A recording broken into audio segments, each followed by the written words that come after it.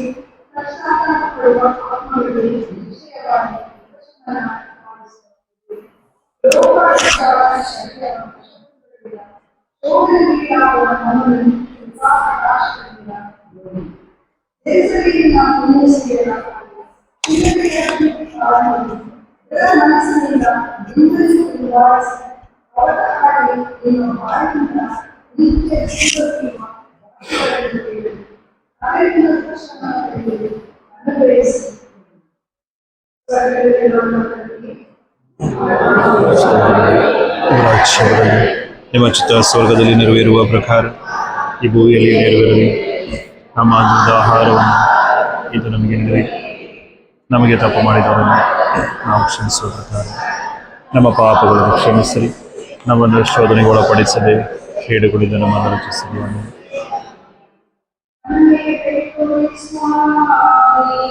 ನಮ್ಮ ಮೇಲೆ ದಯೆ ತೋರಿ ಸ್ವಾಮಿ.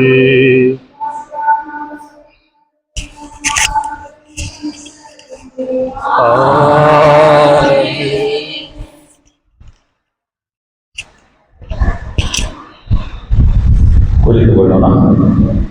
ಪ್ರೀತಿಯ ಸಹೋದರ ಸಹೋದರಿಯರೇ, ಈ ಪಕ್ಷಿಗೆರೆ ಪುಣ್ಯಕ್ಷೇತ್ರಕ್ಕೆ ಬಂದಂತ ತಮ್ಮೆಲ್ಲರನ್ನು ನಾನು ಹೃತ್ಪೂರ್ವಕವಾಗಿ ಈ ಪುಣ್ಯಕ್ಷೇತ್ರಕ್ಕೆ ನಾನು ಸ್ವಾಗತಿಸುತ್ತೇನೆ. ನಿಮ್ಮ ಗುರುಗಳು ಕೂಡ ನಿಮ್ಮೊಂದಿಗಿದ್ದರೆ, ಗುರುಗಳನ್ನು ಕೂಡ ಅವರು ಕೂಡ ನಮ್ಮ ಮಂಗಳೂರು ಸೆಮಿನರಿಯಲ್ಲಿ ಕಲಿತಂತ ಗುರುಗಳು, ಅವರಿಗೂ ಕೂಡ ಮತ್ತು ತಮ್ಮೆಲ್ಲರನ್ನು ನಾನು ಆತ್ಮೀಯವಾಗಿ ಸ್ವಾಗತಿಸುತ್ತೇನೆ. ಒಂದು ಕಿರು ಪರಿಚಯವನ್ನು ಈ ಜಾಗದ ಬಗ್ಗೆ ಹೇಳುವುದಾದರೆ, ಇದು 1960ರಲ್ಲಿ ಪ್ರಾರಂಭವಾದಂತಹ ಈ ಪುಣ್ಯಕ್ಷೇತ್ರ ಮತ್ತು 1964ರಲ್ಲಿ ಈ ಹೊಸ ಚರ್ಚ್ ಕಟ್ಟಡವನ್ನು ಇಲ್ಲಿ ಕಟ್ಟಿದ್ದು ವಂದನೀಯ ಸ್ವಾಮಿ ಸ್ಟ್ಯಾನ್ಲಿ ಪೆರೇರಾ ಅವರು ಈ ಪರಿಸರದಲ್ಲಿ ಎಲ್ಲರಿಗೂ ಕೂಡ ಚಿರಪರಿಚಿತರು. ಪ್ರತ್ಯೇಕವಾಗಿ ಹಿಂದೂ, ಮುಸ್ಲಿಂ ಎಲ್ಲಾ ಧರ್ಮದ ಬಾಂಧವರಿಗೂ ಕೂಡ, ಯಾಕಂದ್ರೆ ಎಲ್ಲರೊಂದಿಗೂ ಕೂಡ ಬೆರೆತು ಈ ಪುಣ್ಯಕ್ಷೇತ್ರವನ್ನು ಅವರು ಕಟ್ಟಿದ್ದು ಮಾತ್ರವಲ್ಲದೆ, ಇಲ್ಲಿ ನಮ್ಮ ಚರ್ಚಿನ ಮುಂದುಗಡೆಯಿಂದ ಹಾದು ಹೋಗುವಂತಹ ಈ ರಸ್ತೆಯನ್ನು ಕೂಡ ಈ ಊರವರೊಂದಿಗೆ ಸೇರಿ ಅವರು ಪ್ರಾರಂಭಿಸಿದ್ದು. ಆದ ಕಾರಣ ಇಲ್ಲಿ ಇವತ್ತು ಕೂಡ ಈ ರಸ್ತೆ ಇದೆ ಮತ್ತು ಈ ಪರಿಸರದಲ್ಲಿರುವಂತಹ ಎಲ್ಲ ಬಡ ಜನರಿಗೆ, ವಿದ್ಯಾರ್ಥಿಗಳಿಗೆ ವಿದ್ಯಾಭ್ಯಾಸವನ್ನು ಕೂಡ ನೀಡಲು ಅವರು ತುಂಬಾ ಕಷ್ಟಪಡ್ತಾರೆ. ಆದ ಕಾರಣ ಎಲ್ಲರಿಗೂ ಕೂಡ ಅವರು ಪರಿಚಿತರು. ಆದ್ರೆ 1964ರಲ್ಲಿ ಪ್ರಾರಂಭವಾದಂತಹ ಪುಣ್ಯಕ್ಷೇತ್ರ ತದನಂತರ ಇಲ್ಲಿ ನವೇನ ಪ್ರಾರ್ಥನೆಗಳು, ಪೂಜೆಗಳು ಪ್ರಾರಂಭಗೊಂಡು ಮುಂದುವರೆದು ಹೋದವು.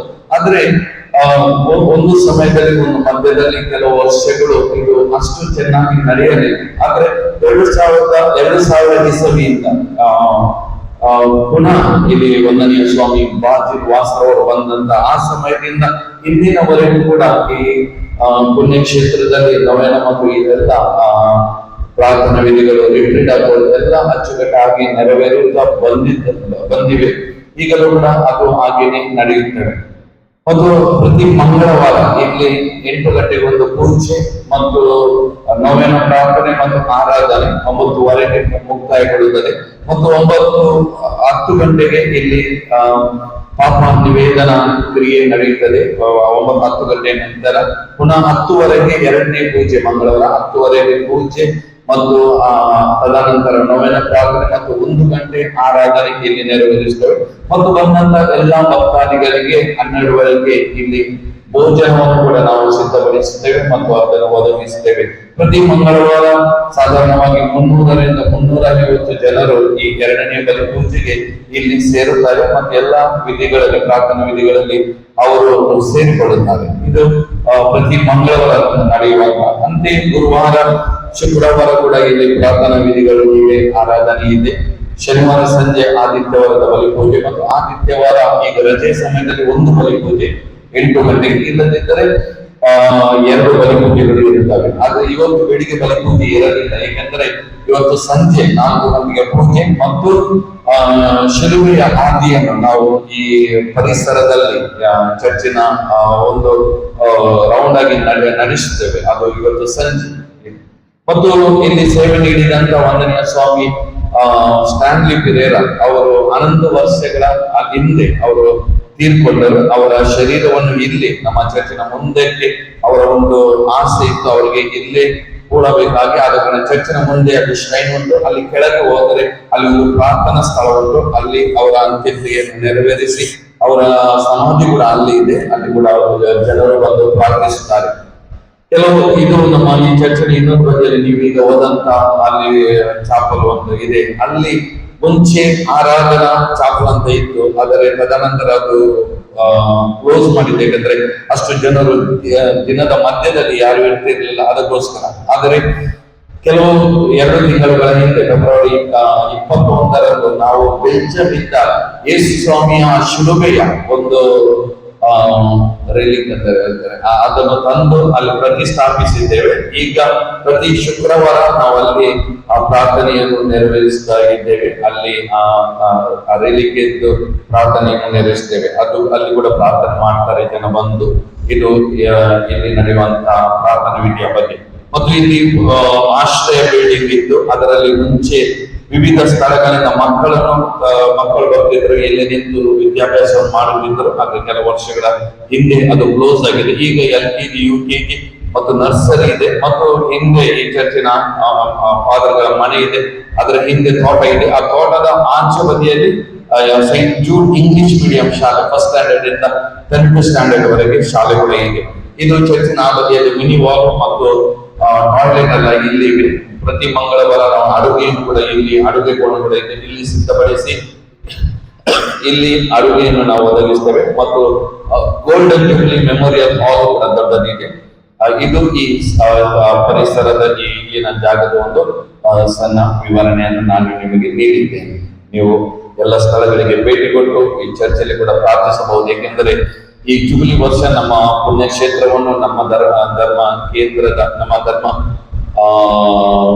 ನಮ್ಮ ಬಿಷಪರವರು ಈ ಒಂದು ಭಕ್ಷಿಗೆರೆ ಸಂತ ಜೂದರ ಧರ್ಮ ಕೇಂದ್ರವನ್ನು ಒಂದು ಯಾತ್ರಿಕ ಕೇಂದ್ರವನ್ನಾಗಿ ಆರಿಸಿದ್ದಾರೆ. ಅದನ್ನು ಇಲ್ಲಿ ಬಂದು ಪ್ರಾರ್ಥಿಸಿದವರಿಗೆ ವಿಶೇಷವಾಗಿ ಆಶೀರ್ವಾದಗಳು ಇಂದೋಜ ಲಭಿಸ್ತವೆ. ಅದನ್ನ ನೀವು ಕೂಡ ಇಲ್ಲಿ ಬಂದಿದ್ದೀರಿ, ನೀವು ಕೂಡ ಪ್ರಾರ್ಥಿಸಿ ಹೋಗ್ಬೇಕಾಗಿ ನಿಮ್ಮಲ್ಲಿ ವಿನಂತಿ. ಇದು ಸಂತ ಜೂದರ ರೆಲಿಕ್ ಇಲ್ಲಿ ಇರುವುದು. ಅದಕ್ಕೆ ನಾನೊಂದು ಪ್ರಾರ್ಥನೆಯನ್ನು ಮಾಡುತ್ತೇವೆ, ನಾವೆಲ್ಲರೂ ಪ್ರಾರ್ಥಿಸೋಣ ಈ ಸಮಯದಲ್ಲಿ. ಏಕೆಂದರೆ ಸಂತ ಜೂದರ ಮುಖಾಂತರ ಬೇಡುವುದು ನಮ್ಗೆ ಲಭಿಸುತ್ತದೆ ಅಂತ ಆ ಒಂದು ನಂಬಿಕೆ ಎಲ್ಲ ಜನರಲ್ಲಿ ಇದೆ. ಆದ ಕಾರಣ ಇಲ್ಲಿ ಇದೊಂದು ಕಾರ್ಮಿಕ ಸ್ಥಳ. ಅದಕ್ಕೆ ಎಲ್ಲ ಧರ್ಮದವರು ಕೂಡ ಬಂದು ಇಲ್ಲಿ ಪ್ರಾರ್ಥಿಸುತ್ತಾರೆ. ನಮ್ಮ ಪಕ್ಷಿಗರ ಧರ್ಮ ಕೇಂದ್ರದ ಜನರಿಗಿಂತ ಪ್ರತಿ ಮಂಗಳವಾರ 90% ಹೊರಗಿನವರು, ದೂರದ ಪ್ರದೇಶಗಳಿಂದ ಜನರು ಇಲ್ಲಿ ಬರುತ್ತಾರೆ. ಬೆಂಗಳೂರು, ಮೈಸೂರು, ಚಿಕ್ಕಮಗಳೂರು ಮತ್ತು ಮುಂಬೈ, ವಿವಿಧ ಸ್ಥಳಗಳಿಂದ ತುಂಬಾ ಜನರು ಬಂದು ಇಲ್ಲಿ ಪ್ರಾರ್ಥಿಸುತ್ತಾರೆ. ಮತ್ತು ಇಲ್ಲಿ ಪ್ರಾರ್ಥನೆ ಮಾಡಿದ್ದು ತುಂಬಾ ಲಭಿಸಿದೆ. ಪ್ರತ್ಯೇಕವಾಗಿ ಮಕ್ಕಳಿಗೋಸ್ಕರ ಪ್ರಾರ್ಥಿಸ್ತಾರೆ. ಮದುವೆ ಒಂದು ಪ್ರಪೋಸಲ್ ಸಿಗ್ಲಿಕ್ಕೋಸ್ಕರ ಬೇಡ್ತಾರೆ, ಆರೋಗ್ಯಕ್ಕೋಸ್ಕರ ಬೇಡ್ತಾರೆ. ಮತ್ತು ಇಲ್ಲಿ ಬೇಡಿದ್ದು ತುಂಬಾ ಜನರಿಗೆ ಲಭಿಸಿದೆ. ಅದಕ್ಕೆ ನಾವು ಒಂದು ನಂಬಿಕೆ ಜನರಲ್ಲಿ ಇದ್ದು ಇಲ್ಲಿ ತುಂಬಾ ಮಂದಿ ಬಂದು ಪ್ರಾರ್ಥಿಸ್ತಾರೆ. ನಾವು ಕೂಡ ಇವತ್ತು ಈ ಪುಣ್ಯ ಕೇಂದ್ರಕ್ಕೆ ಬಂದಿದ್ದೇವೆ, ಈ ಪುಣ್ಯ ಕ್ಷೇತ್ರದಲ್ಲಿ ನಾವು ಇದ್ದೇವೆ. ಒಂದು ನಿಮಿಷ ನಮ್ಮ ಕಣ್ಣುಗಳನ್ನು ಮುಚ್ಚಿಕೊಳ್ಳೋಣ. ದೇವರಲ್ಲಿ ನಂಬಿಕೆ ಇಟ್ಟು ಸಂತ ಜೂದನ ಮುಖಾಂತರ ನಮಗೆ ಬೇಕಾದಂತಹ ಎಲ್ಲ ವರಗಳನ್ನು ದೇವರಲ್ಲಿ ಈ ಸಮಯದಲ್ಲಿ ನಾವು ಬೇಡಿಕೊಳ್ಳೋಣ. ನಮ್ಮ ಕುಟುಂಬದ ಎಲ್ಲ ಸದಸ್ಯರಿಗೋಸ್ಕರ, ನಮ್ಮ ಮಕ್ಕಳಿಗೋಸ್ಕರ, ಯುವ ಜನರಿಗೋಸ್ಕರ, ನಮ್ಮ ಮನೆಯಲ್ಲಿರುವಂತಹ ಪ್ರಾಯಸ್ಥ ಮತ್ತು ರೋಗ ರುಜಿನಗಳಿಂದ ಕಷ್ಟಪಡುವಂತಹ ನಮ್ಮ ಸಹೋದರ ಸಹೋದರಿಗೋಸ್ಕರ ನಾವು ಪ್ರಾರ್ಥಿಸೋಣ. ಯಾರು ನಿಮ್ಮಲ್ಲಿ ಈ ನಿಮ್ಮ ಯಾತ್ರೆಯ ಸಮಯದಲ್ಲಿ ನಿಮ್ಮಲ್ಲಿ ಯಾರೆಲ್ಲ ಪ್ರಾರ್ಥಿಸಲಿಕ್ಕೆ ನಿಮ್ಮಲ್ಲಿ ಕೇಳಿದ್ದಾರೆ ಅವರನ್ನು ಕೂಡ ಈ ಗಳಿಗೆಯಲ್ಲಿ ಸ್ಮರಿಸೋಣ. ಅವರಿಗೋಸ್ಕರ ನಾವು ಕೂಡ ಪ್ರಾರ್ಥಿಸೋಣ.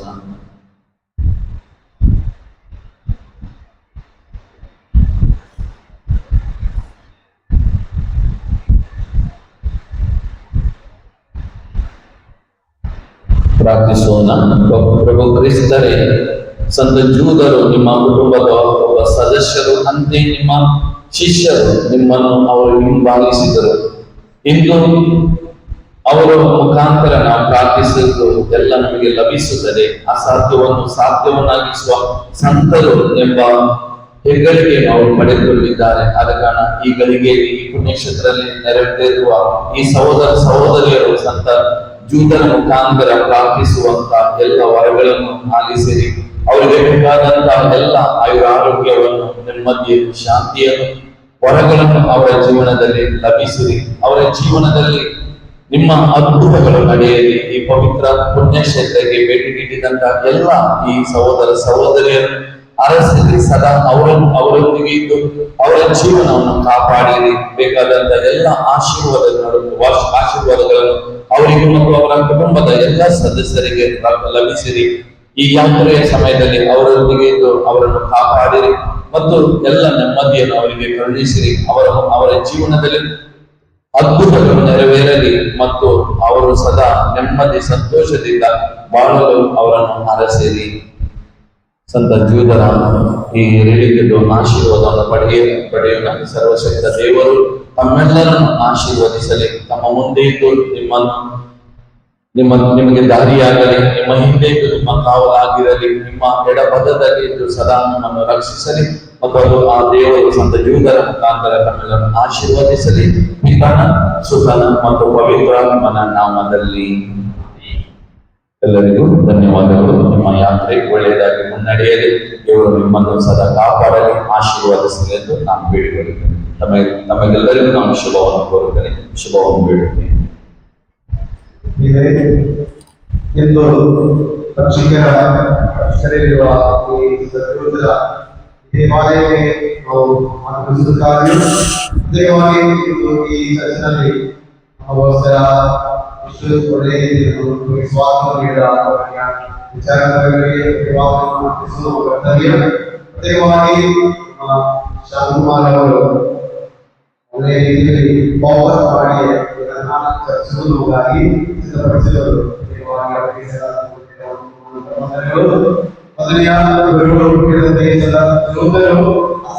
ವಿಷಯಗಳನ್ನು ನಾವು ವಿಶ್ವಾಸವಿರುವ